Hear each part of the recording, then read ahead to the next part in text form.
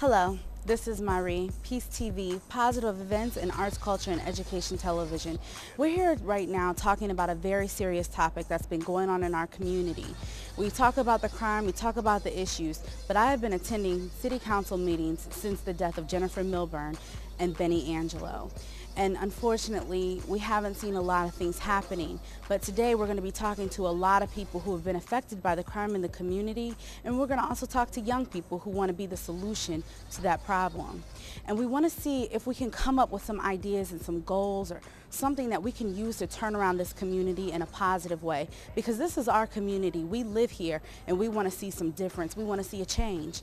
So part of what we're trying to do on this subject today is just focus on the many different stories, the different, I call it the two-sided coin. There's two sides to every story, and we need to know what's going on in our community so that we can attack the issues head on.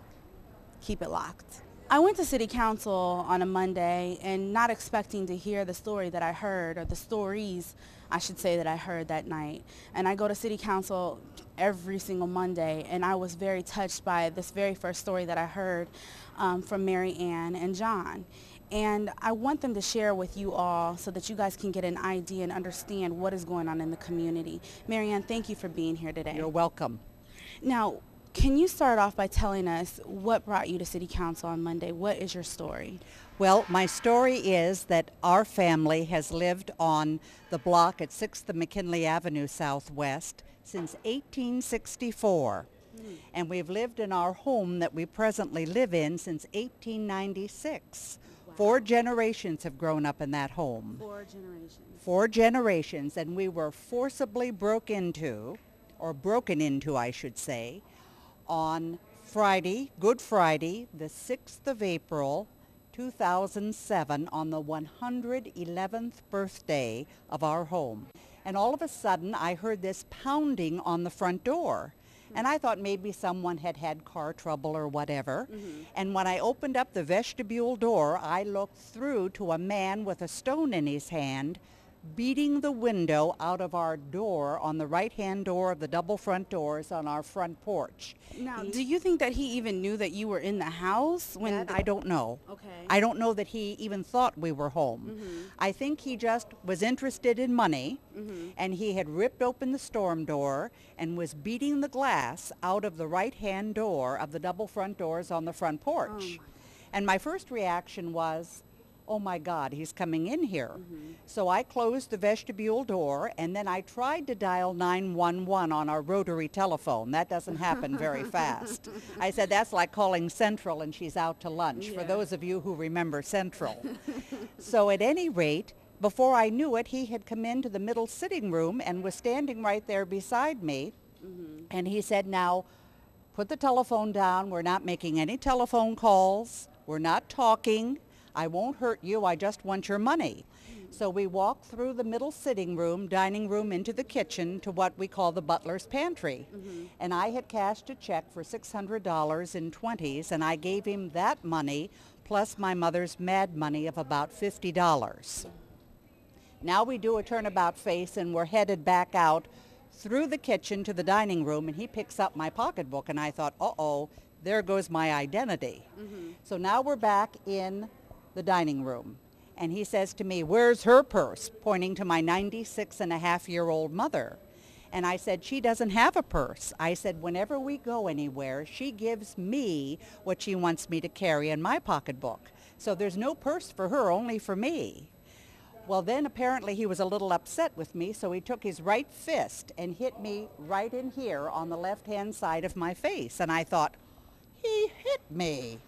Well, then my mother jumps up, as a 96-and-a-half-year-old woman can jump up, and starts to go like this to his back to defend me. And he takes his arm and swishes her into the magazines that were behind the dining room table where I normally sit. And I said, you'd better not have hurt my 96-and-a-half-year-old mother. So I helped her up, and he kept walking through the middle sitting room back into the vestibule. Then he took off and left his hat on the front porch. The police came shortly thereafter and took our deposition. And then John and his wife came down to be with us, along with another friend of the family's. I stood by the front door because the house was open the rest of the evening. and I slept right by the front door in case they tried to come in. And with her purse being gone and the type of car that she drove, we didn't have any choice. I had to take the car up to the dealership it came from. We had to block things in. They came back for the car at one point. Right. And then I spent the following day rekeying and relocking the whole house because her life had been taken away. She's ended up having to get a new car out of it. So even after he came in, took the money, demanded more money, assaulted people, and then he came back again. But the car was blocked in. To get the car. Yes, and I got summoned outside If you had not blocked the car, it would have been gone, because BB is a very nice man, but he's scared by no means of anybody either. He summoned me outside, and he's like, look, and they were scooting around back in the back of the garage. I didn't know what to think, but that was the only thing we could do was take the car. She's had to purchase a new car because of it. Her whole life was taken from her in an instant. how do you feel now that that horrible thing has happened? Like now, what are you doing? Are you more afraid? Have you taken precautions? Do you feel safe? I mean, what is your message? Well, basically, we're just going on with our lives. And ultimately, we had planned to turn the house over to a business anyway upon my mother's death. But we've decided to do it a little earlier, to use that as a site for like a law practice or real estate or insurance or something on that order. I think it hurt my mother the worst because she's lived there all of her life, 96 and a half years virtually, almost 96 and a half years, because the first couple of years she lived on a farm out on Georgetown Road. But basically she's lived there all of her life. And this is ridiculous. You know, it's one thing if you make up your mind you want to do something. It's another thing when you're forced into it. Well, I'm glad that the community was able to come to your aid. I'm glad that you had friends that were able to come to your aid. But what about the rest of the people who don't? I mean, Right. I just fear for them. And so that's why your story was so important. And I want to thank you for being bold enough to be able to share it. Thank you. I mean, to even go down to City Council.